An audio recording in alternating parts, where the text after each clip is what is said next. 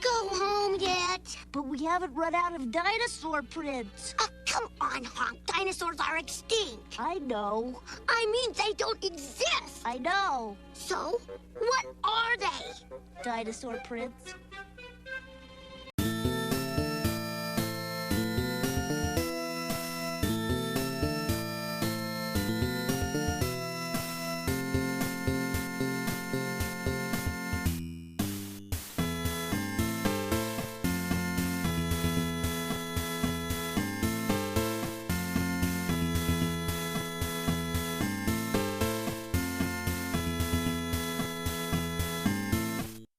Suck gas, evildoers. Welcome to the St. Canard Files, a Darkwing Duck podcast.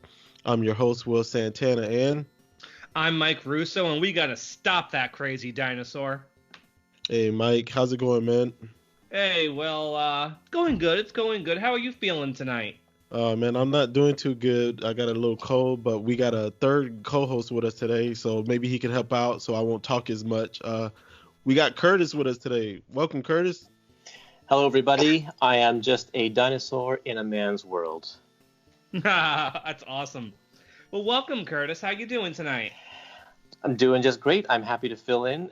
Will, I'm sorry that you're feeling terrible. That sucks, really. But I'm glad I'm able to help out in the the talking heads part of the conversation here. Oh, it's all good, man. So Kurtis, man, where you from, man? I live in beautiful Vancouver, British Columbia, Canada. Oh, so you're a Canuck. All right, I got some Canadian jokes. Let's get them out. They got right. Mounties, not please. That's true. We love the Canadian jokes, so yeah, just go right ahead. All right. So he's into hockey, not basketball. Yes, that's very true. Go Canucks. Man, I don't know too much about Canada, but I know the real estate's really high in Vancouver, man. Yeah, that is very, very true. We just actually bought ourselves a townhouse. Oh, yeah? And it was, near $1 million. It's not even a detached house or anything like that, right? So it's really, really expensive to buy anything up here in Vancouver. Wow. I thought New York was bad. So Kurtis, Oh, go ahead. I was just saying that's Canadian dollars as well, so you got to factor in the exchange rate. Oh, it's true. So Kurtis, how did you get into Darkwing, man? Well, I was a Disney afternoon guy. Basically, I rushed home from school every day after school, and always missed the first half an hour because it would start at 3 and school got out at 3. So I never watched Gummy Bears. But I was a huge fan of the other 3 shows. Ducktales, Chip and Dale, and Tailspin. And then, of course, when the following year, when they rotated those shows around and Darkwing came in, I watched it, and it's as simple as that. Okay. And I've been following along with your podcast. It's very interesting to me because I never watched Darkwing Duck on Saturday morning. I was always watching the Fox Kids shows, Batman, the animated series, Eek the Cat, stuff like that. And I didn't even know that those episodes were different. So for some of the episodes, like Negaduck, it was years before I saw that episode. So were you born in the late 80s? I was born in the early 80s. Okay, early 80s. Yep, I was born in 81. Okay, and so you born the same year. Yeah, cool. Yeah, 79 here. Man, you go to so dirt, yeah, man. this is the prime age for the Disney afternoon, I think, because we were 8 and 9 and 10, and that's a perfect Darkwing Duck age. Okay, yeah. So was Darkwing number 1 for you, or was it Ducktales, Gummy Bears, Chip and Dale? Well, who was number 1 for you? Ducktales always has been and always will be number 1 for me. A close second is Chip and Dale, and the Darkwing Duck. While I did like it, never scored as high. Like I even liked Bonkers more than Darkwing Duck, believe it or not. Oh wow, we might have to fight one day, man. It's not that I didn't like Darkwing Duck. I did, but it wasn't at the top of my list. But I still love the episodes. The villains are great, and especially now that I'm older, I'm a huge comic book fan. And now that I'm older, I definitely appreciate the whole satire of the superhero genre that it is too. Lots of in-jokes and stuff that I pick up on now that I didn't when I was a kid.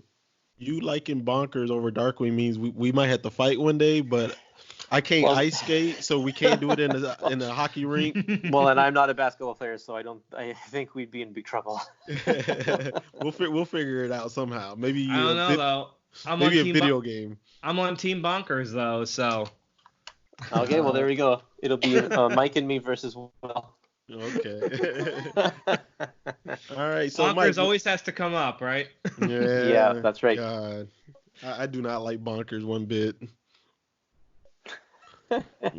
Well, many people don't. Yeah. You're not alone. All right. So Mike, what episode we doing today? We are doing Jurassic Jumble. This is the episode that was supposed to introduce Stegmutt if it had aired before Justice Ducks, but it didn't because its original air date was Thursday, October 10th, 1991. This is actually the first episode that aired after a repeat. So the day before, which would have been the 9th, Beauty and the Beat would have aired. So that would have been the first time an episode was rerun in the Disney afternoon. So we skipped today. This will become more common as we go along. So again, Thursday, October 10th, 91. Our story editor was Dwayne Capizzi. We have mentioned him. And our writer is Marlo Weissman. We have a new writer. This, I believe, is his only Darkwing Duck episode. He's a writer, got started in 1990 on a show I've never heard of called Wake, Rattle, and Roll. I don't know if either of you have heard of that, but I know I sure haven't. No, I don't think I've heard of that. So he wrote a couple of episodes of Bonkers, a couple of episodes of Aladdin. Actually, funny enough, Darkwing Connection, one of the episodes of Bonkers he wrote was the Do Toons Dream of Animated Sheep episode that has the Darkwing cameo. Huh. Nice. He also wrote two of what I think are the best episodes of Aladdin. Kurtis, how familiar are you with the Aladdin show? Not one bit. Never watched it. No, well, it's not even on Disney Plus. Hopefully that shows up sooner or later so people can rewatch it. Yeah. He wrote for Animaniacs, Hysteria, Ed, Ed and Eddie. I think this is the first time I'm mentioning that show on the podcast. And he's still active. Not too much nowadays, but this is a decent episode for the only one he's done for Darkwing. So yeah, there we go, Marlo Weissman. And in terms of animation, we have not seen Kennedy cartoons in a while, have we, Will? Nah, we haven't seen them in a while, but there's a particular reason why I was told why Kurtis wanted to join us because of this one. Yeah, well, so when Mike was asking me what episode do I want to talk about, I'm like, man, I don't really know. Just give me an episode that with Kennedy cartoons, because I know that Kennedy cartoons is like a people love to hate Kennedy cartoons, and I have an odd fascination with their work. It's so strange. So yeah, this is one that's animated by Kennedy cartoons. So you're here to defend Kennedy? To a certain extent. I mean, I know there's definitely weirdness about his cartoons and the way his studio worked and such, but there are some things to like that I like. So I want to point some of those things out, and we'll see how you guys feel about it too. Yeah, and I will say I think Kennedy's Disney work is miles ahead of their Tiny Toons work for sure. Yep. Yeah, they were just they were awful on Tiny Toons. Much better on the Disney shows, and this episode, as far as animation goes, I'm gonna say is one of their better ones. It's definitely better than Water Way to Go. Yeah, yeah. And we're going to do a little bit of animator ID on this episode, too. Well, I know there's one Kennedy episode we ain't going to knock. I know that ain't happening on my watch. And we know what episode that is, right? Mm-hmm. Yeah. We backing off my Quacker Jack boy, so we staying off of him. Well, I think that Kennedy actually works really well for Quacker Jack because of the nature of Quacker Jack's character. And Liquidator, too. Yep, that's right. They got to do a whole bunch of intro episodes, didn't they? Steelbeak, Liquidator, Quackerjack, Stegmutt. That's funny. They Yeah. really did. It's funny how they got a hold of all of those episodes. Well, because they're all early episodes, though, right? Because they didn't do any of the later episodes. So No, if you're not doing really. early episodes, the chances are you're going to be doing an intro episode. Mm-hmm. Yeah, Curtis- much like Australia too. Curtis, Yeah. do you know a lot about Kennedy Studios, like background and stuff like that? I don't know a lot about their background.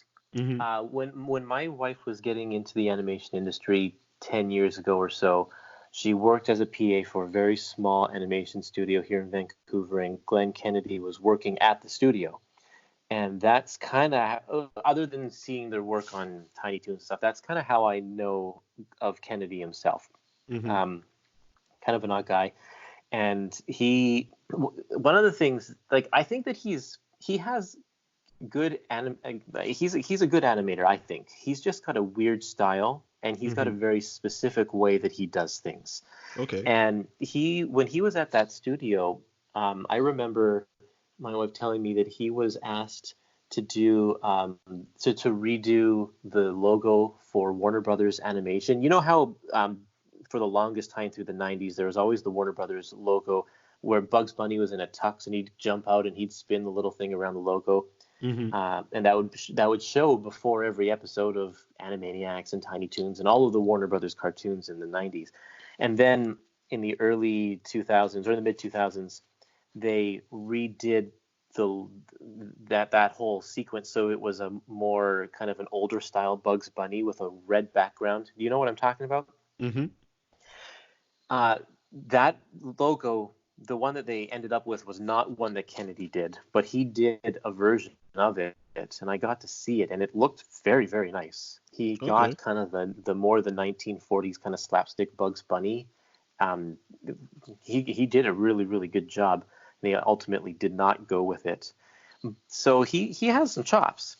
Okay. I think Kennedy could be pretty good if they weren't, stuck with the TV kind of schedule. I mean, they did a ton of Tiny Toons episodes, but trying to do that many in only a year, it's no wonder their episodes looked the way they did.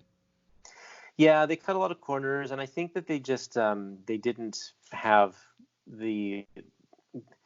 follow the same guidelines that the other studios did as well. They kind of marched to their own beat and had their own character designs and such, which are very, very obvious, and you can see hints of that in this episode too. Now, the one thing that I know that they did for the Darkwing episodes is they outsourced a lot of their animation, actually. So Disney hired Kennedy Cartoons, and then Kennedy went and outsourced the animation to some other studios like Star Toons, which I think is why this episode looks so good. That's definitely true. So it sounds like we got in the red corner, we got Curtis, who's pro Kennedy, and in the blue corner, we got Mike over here, who's anti Kennedy. Round one, ding. No, I'm just kidding, y'all. With me and Kennedy, it's really Tiny Toons that's really rubbed me the wrong way with that studio. Yeah. Not really the Disney stuff, because there were so many Tiny Toons episodes they did, and I feel like those episodes aired all the time. And most people who don't like Kennedy don't like it because of Tiny Toons, not the Disney stuff. The Disney episodes were okay. They didn't really work on Aladdin. Their style didn't fit Aladdin, but Bonkers and Goof Troop and Darkwing, they were okay on those shows. And I'll point out throughout the episode some of the scenes that are specific to Glenn Kennedy that I think, and the reasons why I think they work well with Darkwing specifically. And also remember that Tiny Toons, like, they did the pilot episode of Tiny Toons when the animators creating Babs and Buster Bunny for the first time, and they won an award for that episode. So somebody likes them. But when you're up against TMS and other Japanese studios, you just can't win. Yeah. All right, well, let's go ahead and get into the episode, Mike. All right, the episode starts off. We're at Shyster and Loopholes, their attorney office. Yeah, that's it's kind of joke you don't get as a kid, but Shyster and Loophole, that's a funny name for a law office, I'd say. Yep. And they're dictating a letter to one of their clients named Numero Uno, who is now in jail for tax evasion, and they want their money. He hasn't paid them yet. Yeah, he hasn't paid them, and they got Maria typing the letter. Oh, the character's name is Maria? I must have totally missed that. Yeah, her name was Maria. Because when the phone rang, they said, Maria, get that. Yes, so the phone rings. We hear a voice on the other end of the phone. We're not going to say who this character is or who voiced him. But so the stenographer picks up the phone, and the voice on the other end is like, is this the Shyster and Loophole? Not the tax attorneys. And what's going on behind the stenographer as she's taking the phone call? There's See a shadow. Yeah, there's a certain dinosaur in the background. We don't see his head. No, but we know Not who it quite. is, though. Because we already saw Justice Ducks. Mm-hmm. We know who this guy is. So he bursts into the law office, captures Shyster and Loophole, and leaves. And she doesn't realize anything's happened until she turns around and they're already gone. Yep. And then finally somebody makes an entrance early in the episode. Yeah, really early. We get a Darkwing entrance. Mm-hmm. And his line in this one is, I am the paper cut that ruins your morning. And the smoke clears. There's Darkwing, but he's not alone, and it's certainly not Launchpad this time. Nope. He got 2 children with him. Yes, Honker and Goslin. That he rescued from a burning. And she says, let me guess, your daycare duck. Mm-hmm. And if you didn't know this episode was done by Kennedy, Darkwing does this face, and you could tell right away who animated this. The second you see him do this rubbery face when he hears that. So Goslin and Honker are standing right behind him. And Goslin, it's funny, Goslin immediately knows who Numero Uno is. Oh, yeah, she gets excited about it. She gets into a whole story about him. Yeah, Christine Cavanaugh gets this great line. She's like, the math genius serving 2 to 4 for evading taxes on his 5 and 10 cent stores 11 and 12 months ago. I love what they do with the numbers here. 2 to 4, 5 and 10, 11 and 12. And she just rattles off that dialogue so quick. She was a pro. Oh, yeah. She was a pro. And this is one of the many scenes in this episode. Now, I've been in contact with a Kennedy animator by the name of Derek Bond over the past couple of years. He helped me out back when I was writing my Darkwing reviews. And he told me the animator for just this one scene where Goslin's talking about who Numero Uno is, was the animator's name was Stephen Baker. And the drawings on Darkwing are really strong here. And he comes back later on. I'm going to point out he does this great scene with Dr. Fossil later on. And I think he's one of the better Kennedy animators. And so as Darkwing and Goslin are talking, what does Honker see? You see those dino footprints. Mm-hmm. And we get this bit with Honker trying to say something, and the stenographer tells him to spit it out. And Curtis, take it from here. What happens next in the episode? Well, they go back and forth about whether or not these are actual dinosaurs. I love how no one believes, and there's an exchange. I can't remember if it's here or if it's a little bit later, where Goslin's like, these dinosaurs don't exist. I know that. They can't be dinosaur prints. I know that. Then what are they? They're dinosaur prints. Yeah, that's a little later, but that is a good scene. It?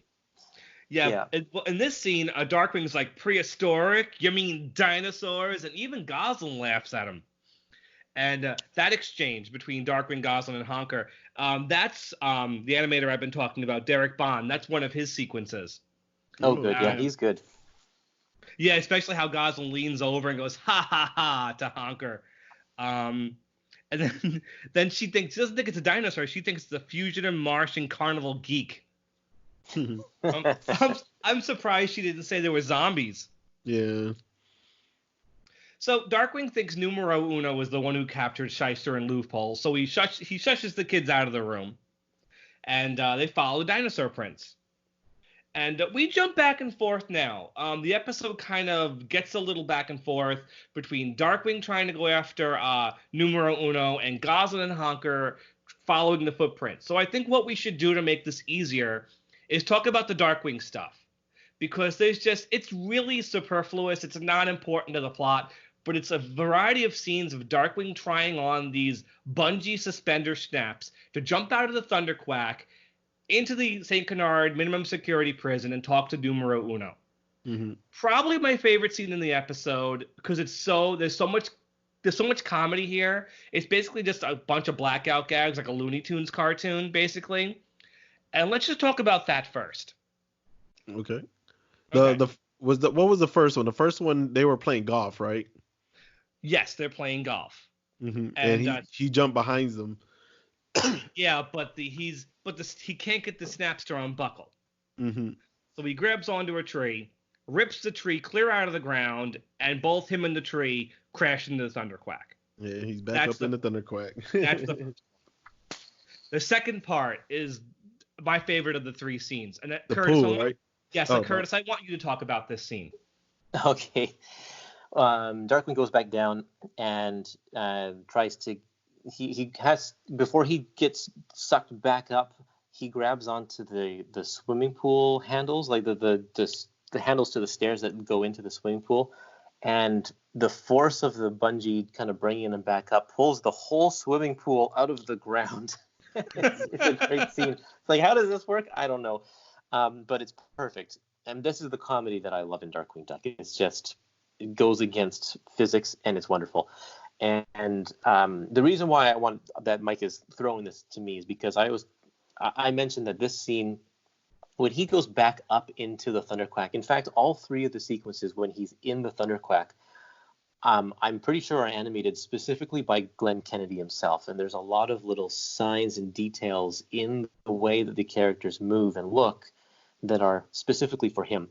And one of them is just the way he draws the characters. He draws them so their bills are a little bit longer and kind of pointed down a little bit more. So it's like the facial proportions are not exactly on model. Glenn Kennedy also loves to animate mouths out of the side of their mouths rather than out of the front of their mouths. And so you can see some of that in the way that these characters talk when Launchpad and Darkwing talk in these scenes, that they're kind of talking out of the side of their mouths. It really helps. It really helps with their ducks too, and there was Plucky Duck, so you can actually kind of compare how he handled Plucky and how he handles Darkwing and Launchpad here. Totally. And the other big thing that Kennedy does that I don't know that any of the other studios really do is that Kennedy Cartoons is a really big fan of smears and wipes.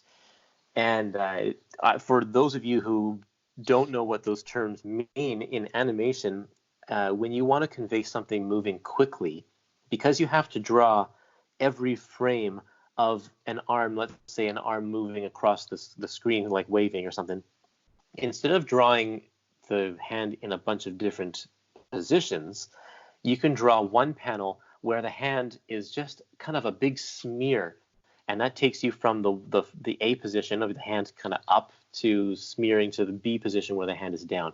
And Kennedy does it all the time. So if you push pause on Disney Plus while the smear is happening, it just looks like a ridiculous drawing that doesn't make any sense. It's a really good shortcut if you can do it right. Yeah, and I think Kennedy does them well. Like he puts them in all the time.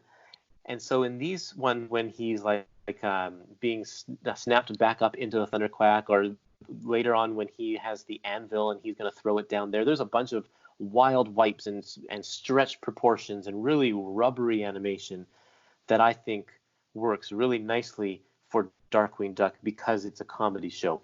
You would never see that kind of thing in Ducktales or Tailspin, but you get it in Darkwing and it works. Mm-hmm. I will say the physics make no sense. Darkwing ends up back in the thunderquack, and then the snaps unbuckle. He crashes to the ground, and then the pool falls on him. Yeah, but it's great. But what really saves it, he looks right at the camera as a shadow is looming over him and goes, "I'm gone." So Mike, what happens on the third one? He jumps down holding an anvil, hoping that's all he's gonna need. He gets to the ground and his clothes are ripped right off of him. He's wearing nothing but his mask. It's wonderful. It's so Roadrunner and Coyote in the timing here. It's like all of these things are something that would happen to the Coyote in those old Chuck Jones cartoons. And these three scenes are funny, but they definitely distract you from the fact that Darkwing is actually pretty useless in this episode. He Yeah. doesn't actually do anything that helps anybody. It's one of And those that's rare. good. Yeah. It's It- one of it's those rare occurrences. Yeah. Hmm. it's great because it places the focus on Gosling and Honker, who are definitely the protagonists in this episode. They are the Uh, stars. They are the stars, and if Darkwing was capable, then that would distract from their purpose in this episode, which is really to to save the day. Mm-hmm. So back to Goslin and Honker then. Or as I'm starting to realize, they are a lot like Bart and Lisa Simpson in this episode, aren't they? Goslin's the Bart Simpson who wants to prove something, and Honker's the little Lisa who knows all the answers. Like they're trying to foil a Sideshow Bob plot in this episode. Definitely gives me that vibe. But anyway, the two of them go to the museum following dinosaur footprints, and we finally meet Stegmutt. Yeah, he's chewing gum and trying to get a soda. Mm-hmm. Stegmutt loves sodas. And I love how he uses his tail as the can opener. Mm-hmm. Yeah. And when they see him, Honker gets this great wild take. Like his glasses get huge, and he screams. It's like one of those rare times when Honker has like a bit of animation that's so extreme like that. Usually doesn't happen with him. Yeah. And Stegmutt sneezes the skin right off of a dinosaur model. It just ends up having a skeleton. Yeah, they start running for that elevator. Mm-hmm. They don't quite make it though because Stegmutt trips and crashes right into it, and they get to know each other. Now we find out why Goslin knew Stegmutt in the Justice Ducks episode, because they become buddies pretty quick. Yeah, he reveals he was once a janitor. Mm-hmm. They don't show what he used to look like. I'd love to know what he did look like, but I guess they just want to leave it up to your imagination. Yeah, didn't Gosling tell him that she used to hunt Martians or something on this scene? Martian Hunter freelance. The whole janitor thing really, I was always confused about that because he acts like a kid, and he says he's not a kid, or he wasn't before he was a dinosaur because he was an employee of this museum, but I always pictured him as a kid. Yeah, he's definitely very simple-minded. Yeah, because he has that catchphrase that definitely makes him sound like a kid when he always goes, "Oh boy." Yeah, exactly. And and it's more than just being simple-minded. Like he actually is just very like immature and Very has the things that he likes are things that kids like. He's very naive too. Yeah. And because he takes the two of them down into the basement, which he should not be doing, but he does it because they're his new friends and he likes having friends. Mm-hmm. Well, and Honker wants to see a science project. Oh yeah. And Stegmutt knows where there's a science project that he can see. Takes him down to the basement, and now we meet our villain. Dr. Fossil. It's Dr. Fossil. Who voiced Dr. Fossil? It is Barry Gordon. Oh yeah, Barry Gordon. That's right. And I'm like, I always think that he sounds so much like Rob Paulson, but it definitely isn't. He's a different Ninja Turtle altogether. Yeah. So Barry Gordon, born 1948. He's still with us, thank goodness. He started acting when he was only 8, so he's been in the business for a long time. His first voice acting role was in '76. Will, you want to guess what studio he started acting for? Let me take one guess. Hanna-Barbera? Yep, on Jabberjaw. Oh, okay. Yeah. So yeah, Curtis, I know you've been listening. Every time we talk about a voice actor from this period, they always got their start at Hanna-Barbera.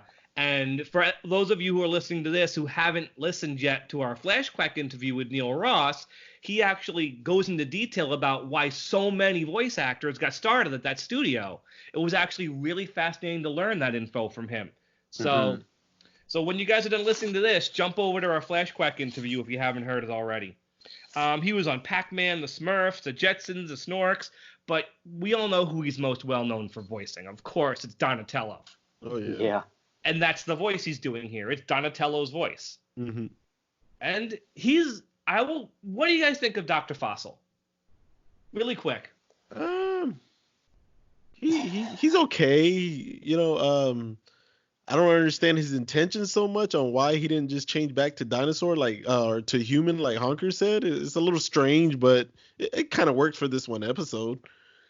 He is a good mad scientist villain. He's really kind of nothing more than that, and his plan isn't even that good at all. In fact, it doesn't even make sense. I think he's one of those villains who works primarily because of the voice actor. Yeah. Because Barry Gordon's really getting into this role. But the design is good. Like, his lab coat is part of his skin. I don't quite understand where they were going with that, but it's a neat design choice. And so Derek Bond, who was one of the animators in this episode, told me that Fossil was actually very hard to animate because he had this huge dinosaur beak on him. And he was easy to animate only from the side. So actually, if you watch the episode, you see lots of animators working with him only in profile. Whenever he has to look at the camera, some of the animators on this episode are having a hard time with it. But the animator I talked about from the very beginning of the episode, Stephen Grant, he gets to do this great monologue. Now you guys know which monologue I'm talking about. When Fossil's screaming, the point, and that animation is really fantastic. Yeah. Because he's getting close to the camera, the music is like getting all dramatic, and I guess it's because I've seen this episode so many times that I don't appreciate the comedic timing here. He's building it up. He's like, the point, and then he looks over and there's Stegmutt. He doesn't want to upset Stegmutt, so he sends him away. He's like, I just keep Stegmutt in the dark on certain details. He upsets easy. The point! And it's really funny. It's also the acting, the animation, but we have to talk about what his plot is. Go for it, Mike. Kurt, you want to do it? Okay, so there's a comet called the Cleanser's Comet hurling toward Earth, and he's got a big electromagnet that he's going to use to pull the comet into the planet, destroy all humans. And he is turning humans into dinosaurs to give dinosaurs a second chance, because I guess he loves dinosaurs a lot. Is that basically the point of his plan there? I think so. He shows the kids people he's already captured. Yep. Shyster and Loophole and circus and ice show penguins, rock musicians. Stegmutt was supposed to bring him back circus elephants. And he was going to turn them into dinosaurs. And he decides to turn the kids into dinosaurs too. Yeah. That's our act break with Stegmutt with the retro evolution gun. We haven't mentioned that yet either. The gun. It's funny. He tells Stegmutt, it's a secret. Secrets are things nobody knows about. But Stegmutt walks off and comes back with the gun anyway. I love it. He's like, and no surprises here. Nope. And that's just like a kid. It's like, don't tell your dad what you got him for Christmas. And then what does the kid do? He has to go and tell his dad what he got him for Christmas. It would make more sense if Stegmutt was a kid. It definitely would explain his personality. Yep. So I have a question about Dr. Fossil's plan here. He wants to he wants to give dinosaurs a second chance, but the reason why dinosaurs aren't around in the first place is because a meteor crashed into the planet and caused an ice age. Yep. Mm-hmm. So isn't that going to just do the same thing here? Yeah. Like, dinosaurs aren't going to survive that. Yeah, that's what I was saying. I didn't really get his plan, and to me, it just didn't make sense. It doesn't make sense at all. I guess the easiest explanation is that it's Darkwing Duck, and villains are and most of the villains are insane. Yeah, right. Do we really? I mean, do Megavolt's plans ever really hold up?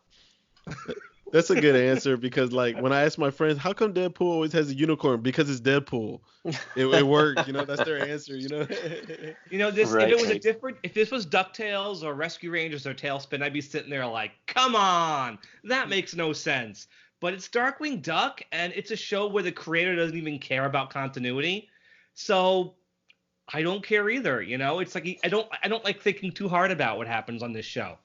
But when you're writing a show, the premise of the show needs to make sense. And then within that, you can do things like the swimming pool scene where it's like just the pool falls on top of Darkwing, even though the pool was supposed to be falling faster than Darkwing, kind of thing.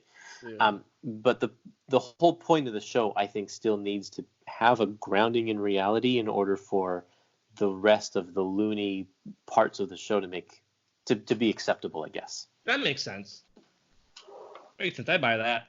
I guess Curtis, I think maybe we're overthinking it because we're adults. Probably, yes. You know, as a child, I didn't catch that. You know, it was like, ooh, dinosaurs, you know? Yeah, that But, was you it. know- I just was like, oh, dinosaurs, cool. Dinosaurs. Yeah. When I'm on a podcast, though, talking about any of these shows, or I have a podcast about comics, like, I can't help it but, you know, just dive into the nitty-gritty parts of it like this. It's just something I do. Mm-hmm. And, of course, me, being a 12-year-old Godzilla fan when this aired, when Dr. Fossil goes, look, it's Godzilla. That's all I needed. Yep. That's all I needed. And he mentioned dinosaur cookies, dinosaur pajamas, dinosaur lunch boxes, and this is all before Jurassic Park. Mm-hmm. So the kids are going to be transformed, and we get back to Darkwing for a moment. Yeah, he's stuck at a red light. Yeah, did you realize that Launchpad only has 4 lines of dialogue in this entire episode? Yeah, that he's really underused, and there's entire scenes where he just is standing there not saying anything. It's like, I guess they felt he had to be there because someone had to fly the Thunderquack. If they didn't have those scenes at the beginning, Launchpad probably wouldn't be in this episode. Mm-hmm. Yeah. But it's funny though. They're in the rat catcher, stuck at a red light, and Stegmutt pulls up next to them, in a pickup truck, and asks where to find Cape Canard. And this is literally seconds after Launchpad mentions that maybe Honker was onto something. Yeah. And Darkwing's like, no, there's no dinosaurs. And then Stegmutt pulls up right next to him. And there's a dinosaur. And Darkwing's like, did you see that? And Launchpad's like, yeah, that truck had expired plates. Mm-hmm. And Darkwing goes, no, that's not what I meant. That dinosaur. Because he has to admit that he saw a dinosaur. Yep. So I don't know if you guys catch this because it goes by so quick. He goes through a red light and almost causes a traffic accident. Yeah, I caught that. Yep. Yeah, he waited till the last second to go through. Yeah. So then next we get Fossil, and he's calling one of the MPs where the magnet is. And what was the name of the soldier? Private parking space, right? Private parking garage. Now, Mike, I looked at the credits, and I remember you were talking before we went on the podcast, and we said there was a lot of voice actors, but they're not saying who they were credited as. Yeah. I think the MP was Charlie Adler. Yeah, I would say so. I definitely think it was him, man. And I think it does sound kind of like him. Yeah, I definitely think it was him. I mean, I'm not 100% sure because I couldn't find no confirmation on it, but it definitely sounded like him. He might have been one of the lawyers at the beginning, too. Could be. Might have been. Mm-hmm. But this scene is funny, too. The phone rings, the private parking space, private parking garage, I'm not sure which one it was, picks up the phone, and you get Fossil on the line again. Is this the super magnet bunker? Oh, not the very large super magnet. And right behind the guy, Stegmutt's going into the building and carries out the super magnet, destroys the building, and the guy doesn't even see. Mm-hmm. Yeah, it's a great running gag, the telephone trick. Yeah. And another great gag that goes by super quick because the camera cuts away. He stops at a red light. He's carrying this huge magnet, but he still wants to obey the law. And he goes, oh, I almost broke the law. But when it turns green and he starts walking again, the magnet crushes the streetlight. Yeah. For a split second, you barely see it, but it's funny. So. And then we get back to Darkwing. Yeah, he's screwing around because the rat catcher runs out of gas. Mm-hmm. And Launchpad's very last line is, sorry, DW, forgot to gas up. And that's it. He's gone. So what does Darkwing do? That's what I was about to ask you, Mike. This is where I think I must have missed something here because Darkwing's bouncing around, but how did he get the magnet that he's bouncing around with? He has a magnet on the end of his gas gun. Oh, okay. See, I must have missed that because he got on the roller skates. I saw when he put on the roller skates and then like he started bouncing all over the place and Fossil could see him on the radar. Like he's like, what is this? What is that on my radar detection? Yeah, because he's following Stegmutt with his little radar, and then he sees a little other dot. It's Darkwing flying all over the city because his magnet's getting stuck on everything. Yeah. He also gets hit by a train.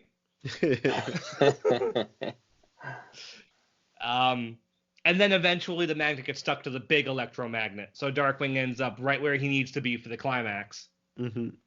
But the kids are still down in the basement, all locked up. And Stegmutt comes in, and he's like, what does Honker do? Yeah, he finally convinces him what Fossil's real plan is. Yeah, basically, bam, boom. That's what Fossil's been saying the whole episode. Bam, boom. It's like what he keeps saying over and over again. Mm-hmm. And Stegmutt says, we got to stop that crazy dinosaur. Yep, so Stegmutt's finally on board. Yep. And so they go upstairs, the kids and Stegmutt, they go up and they see Darkwing fighting with Fossil. And what happens to Darkwing? He gets zapped. He does. He gets zapped with the Retro Evolution gun and falls into a tar pit. Because there's just a tar pit in the middle of the city there. I know, right? my guess is this is the tar pit's kind of a reference to the La Brea tar pits in Los Angeles, and there's a museum right next to that. Oh, really? Okay. Well, I wouldn't have known that. Because the La Brea tar pits were discovered like a century ago, and they had like dinosaur bones and mammoth bones inside of it, and they built a museum next to it. And Wow, awesome. I guess any of the writers of the show who live in LA and California obviously know about this. This has got to be what this is, because aside from this one place in LA, we don't have that. A tar pit anywhere else. Nope. You have a tar pit in Canada? I'm afraid not. No, me Or at neither. least not in the metropolitan areas, at least. I don't know about the other. But there is one in Los Angeles, and this has got to be what this is, because I was lucky enough to know about it as a kid. I knew, because I love dinosaurs, so I knew what that was. But yeah, most people are going to watch this and say, why is there a tar pit next to the museum? Mm-hmm. So anyway, Darkwing falls into the tar pit, and then he becomes Darkwing Dinosaur. Yo, boy. Yep. So it's basically Darkwing's head on a dinosaur's body with webbed feet. Keeps the mask on, yeah. Mm-hmm. And Jim's voice has been processed down a little bit. Yeah. I don't think he's doing that himself. I think they've modified it somehow. I don't think that's just his voice. Unless you guys don't think so. I think so. But then we get the comet, though. The comet's finally coming. Mm-hmm. Here it comes. And who has to save the day? It's not Darkwing. It's Goss and Honker. Yeah, mainly Honker. Yeah, mainly Honker. He's trying to figure out how to stop the magnet. But he has to read his books. He has to keep everyone waiting because, that's what Honker does. He has to make sure his calculations are correct. And it's a lot. He's a little kid, Mm-hmm. And for the first and only time, Goslin calls him Herbert Muddlefoot Jr. Do you think that's his real name? It could be. Yeah, I guess. I never thought about that. Could Honker be a nickname? It does come off as a nickname, but it's kind of weird that he would be Junior with Tank being older, right? Yeah, that's true. Except Tank is not called Herb. Mm-hmm. So if Tank was called Herb, then he would be Herb Jr. I mean, it does make sense if Honker's name is Herb that he's going to be the Junior. But that's what I'm saying though. Like Tank seems like the older one. Wouldn't he be named Junior? You know what I'm saying? Like, oh yes. Shouldn't he have the father's name since he's the firstborn son? Is that what you're saying? Yeah. Yeah. Right. Because that's how most people I know. The oldest son got the name. Yeah. Like even my brother. My brother's the third. Yeah. He's the oldest. Oh. Right. Exactly. Yeah. You're right. That is probably how it should have worked, but I guess Herb didn't like Tank very much. It's also easily explainable that it's Herb and Binky. That's true. And so we get this one shot where You see the guy screaming, "Look, it's Godzilla, run for your lives." Curtis, I think this might be the one shot in the episode that was done over at Startoons. You think only one was done in Startoons? I know John McClanahan's animation style very, very well, and this is definitely it, and I can't place it anywhere else in this episode. Okay. For people listening at home, John McClanahan was the head of a studio called Startoons. He freelanced for Kennedy during the Tiny Toons days. Anytime you saw animation on Tiny Toons that actually looked good in the Kennedy episode, it was probably John McClanahan stuff. And then after that, he worked on Animaniacs. He did like most of the Slappy Squirrel cartoons. And his style is so easy to spot. I mean, not to give away a spoiler. He animated Quacker Jack's intro. Nice. The first time you see Quacker Jack, that's John McClanahan animating him. And yeah, you can definitely tell by the way the guy looks into the camera and the way the characters are jumping around, diving into manhole covers. If you know his style as well as I do, that's definitely it. I can't place it anywhere else in this episode, though. Well, you'll have to get John McClanahan on your show here. I would love to hear him talk about Kennedy cartoons. Yeah, the only problem with that is about 15 years ago, I talked to John McClanahan. He does not remember working on Darkwing Duck. Okay, well, because he only did that one little scene, I guess. He said he remembered something about a dog made of water. He said that. Okay, he remembers. Well, we know what that means. Yeah.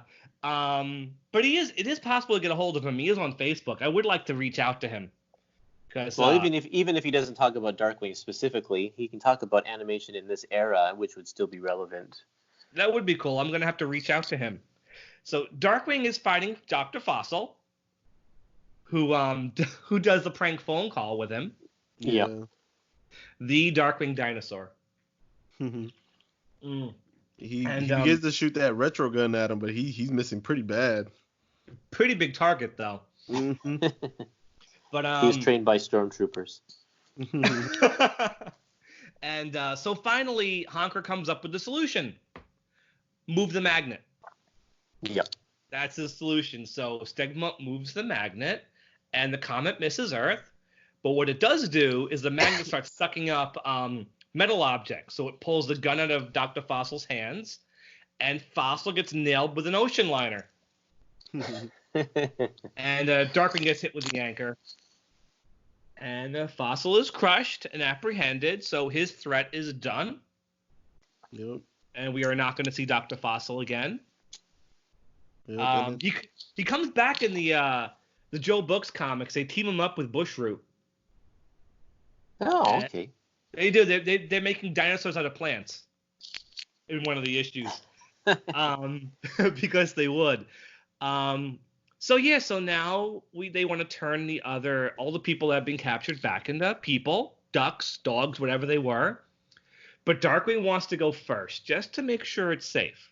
But it's not safe. So Stegmutt zaps him, and what do we get? We get a fish. Darkwing fish. A Darkwing fish. And he asks the kids to keep him away from tartar sauce. and that's how it ends. All right. It's a funny ending. It is a funny ending. All right, so let's get into these gas gun canisters. I like this episode. I don't think it's a bad one. I mean, Kennedy episodes of most shows tend to get, not much love, but I do like this one. Honestly, my rating might surprise you. I'm going to give it 3 gas gun canisters. Okay. Because it's a very entertaining episode. I like Stegmutt in this one. I know I said when we reviewed Justice Ducks I didn't like him because he was pretty obnoxious there, but he's so innocent and childlike here. I can't hate him. He's very sincere, and he does help save the day. How about you, Curtis? How many gas gun canisters are you going to give this episode? I'm going to give this a middle of the road 2.5. Okay. I really feel like it's a middle of the road episode. I remember as a kid, whenever this one would come in reruns, I didn't care to watch it. Like it's fine. It's funny the first time, but then on repeat viewings, didn't care. I think also that I just was never a huge Stegmutt fan either, so that didn't really help the situation at all. Mhm. So yeah, there you go. I guess for me, I'm gonna give it 2 gas gun canisters. I'm not a big fan of this episode. The only thing I remember liking about this episode as a kid was the pterodactyl was always my favorite dinosaur growing up. So when I saw Dr. Frost, I was like, "Oh, pterodactyl, pterodactyl!" You know. That's funny because the Stegosaurus was my favorite dinosaur growing up. Yeah, but I don't know. The episode is pretty predictable. I wish Numero Uno was in it a little more with the Darkwing jokes. Goss and Honker, I think I do like the aspect of them being the protagonists more. You know, it gives the show a little bit of a change here. You know. We don't Yeah. get a lot of that. Yeah, we don't get a lot of it, so that part worked for me. I'm not a fan of Dr. Fossil though at all, and I guess watching the episode as an adult and like just listening to the plot really turned me off. Like that made zero sense, you know? I actually think in this episode's case, the Kennedy animation actually helps it because it's so goofy and cartoony. It makes it fun to at least watch. Mhm. I'm trying That is true. Yeah. I'm trying to picture if this one went to Sun Wu, what I would think about it. I probably would not like it very much because all the stuff at the pool, I don't think it'd be the pool, the bungee straps. I can't imagine that being funny at all if they had done that. Or when Darkwing's bouncing around, chasing the gun or the magnet. Yeah. All of that stuff, and even the little moments where he's looking at the fourth wall and stuff. They lean on the comedy way more in this episode than they do in other episodes. Yeah. My last comment about the episode as far as like the plot, Mike, I know you're a Godzilla fan.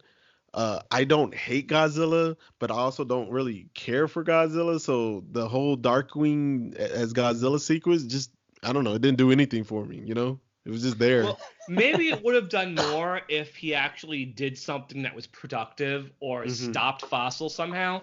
He becomes Darkwing Dinosaur and then does nothing. When you get right down to it, it's the ocean liner that hits Fossil and defeats him. Darkwing doesn't actually do anything. Like I said before, in any part of the episode, he's chasing the wrong guy when the episode starts.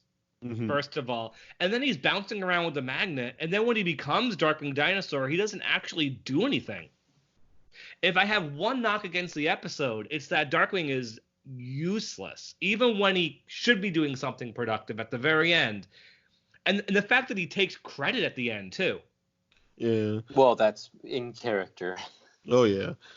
All right, I'm going to start off with Curtis on this one, Mike. Curtis, how many gas gun canister would you give Dr. Fossil?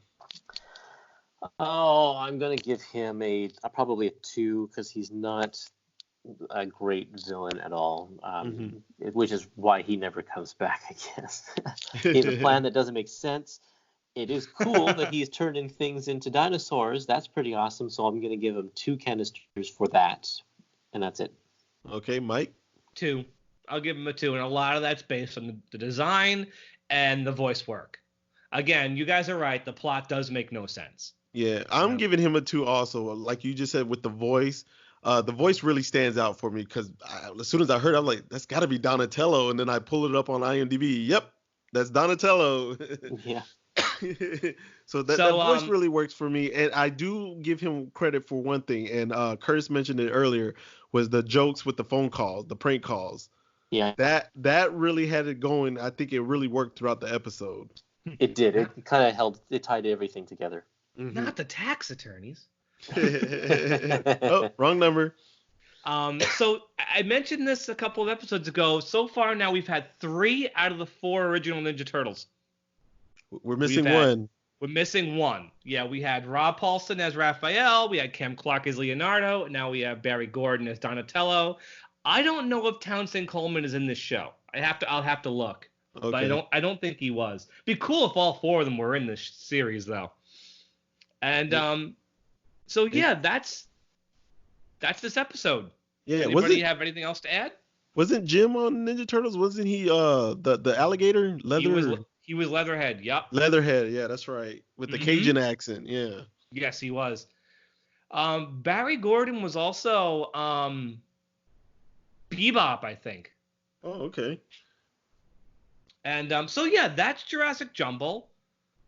All right. So one last thing, Mike, though, before we wrap up Jurassic Jumble, I know we're getting short on time here. Curtis, anything you want to say about the animation? One last thing?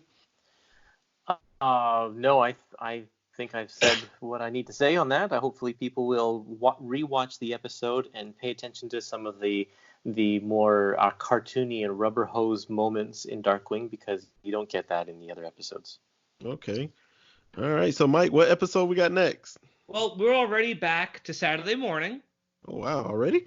Yeah, because there was no episode that aired on Wednesday, and there's no episode that airs on Friday. So we're back to Saturday morning. So we got Stegmutt's intro, so now we have Neptunia's intro. So next time we're talking about something fishy. All right. I'm going to say might be one of my least favorite ABC episodes, but we will talk about that when we get there. All right. So, Mike, where can they listen to the podcast at, man?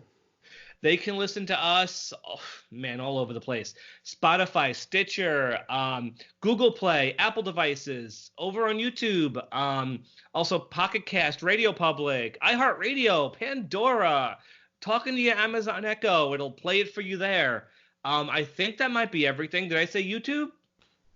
I'm not sure, man. We're on so many, man. Yeah. You guys listening have so many options. There's no excuse not to be listening to us at this point. If they're listening, I'm sure they already know how to find you. That is true. Yeah. Okay. Well, I'm about to give out our shout outs right now. For those who follow us on Facebook and Instagram, I put up a post saying if you wanted a shout out to give me a pump fist.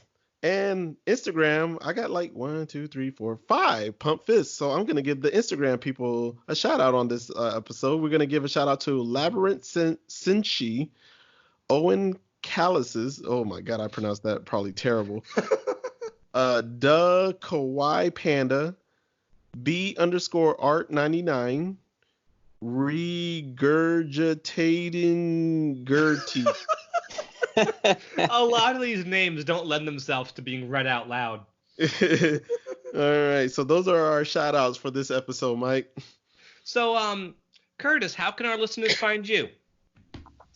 Well, Facebook, Instagram, Twitter, all of those things. I have a podcast of my own I call the Epic Marvel Podcast, and we talk about classic Marvel comics from the 60s to 90s. And you can find that at epicmarvel.com or search for Epic Marvel Podcast on those 3 main social media services, and you'll find me there. Do you have any other work or any other projects you want to plug? I have another podcast that is at the moment dormant. It's called the Disney Dad's Cartoon Afternoon, and my co-host and I talk about the new Ducktales show. And we did for the first season and a half until they took a massive hiatus, which meant our podcast took a hiatus. And we never recovered from that hiatus because we just got busy with other stuff. We have every intention to go back and read and finish the rest of those episodes. In fact, I have a great interview with Don Rosa, comic book artist Don Rosa, that I'm going to be putting up on that podcast soon, anytime now. And that, awesome. I believe, what is that? DD. I think it's just cartoonafternoon.com. It's been a long time since I've had to save these names, but it's on Facebook, it's on Twitter, it's on Instagram as well. You just got to search for Disney Dad's Cartoon Afternoon. Very good podcast. I enjoyed that when you guys were doing that. I'm looking forward to when you guys get that going again. Hopefully you will. I mean, they're taking forever for season 3, so you have time to get back to season 2. Yeah, we should do that. And Mike, where can they find you at, man? Facebook, Mike Russo. At this point, it's all I do. Message me, friend me. I will try to get back to friend requests. I'm a little bad at that, but, that's it. Okay, how about you, Will? I'm also on Facebook, and guys, you can follow us on Facebook, St. Canard Files, a Darkwing Duck podcast. You can also follow us on Instagram. That's it for this episode, guys, so make sure you stay dangerous. Have a good night. Bye-bye. Shyster and Loophole. Yeah, they're my friends too. So what's the point? The point, kiddo, is that I believe dinosaurs became extinct when a speeding comet, bam, boom, whacked our planet. The point is that the famous Cleanser's Comet is due to pass above us tonight. The point! Stegmutt, have you left the bathroom light on again, huh? Nope. Well, make sure. See, I keep Stegmutt in the dark on certain details. He upsets easily. Anyway, the point is tonight, with the help of the world's largest super magnet, that comet's going to give us dinosaurs a second chance! You mean Bear Boob? You got it, Shorty. And dinosaurs will trot through the tulips again! Okay, you like dinosaurs, but why do you have to wipe out mankind? Do you know how hard it is being a dinosaur in a man's world?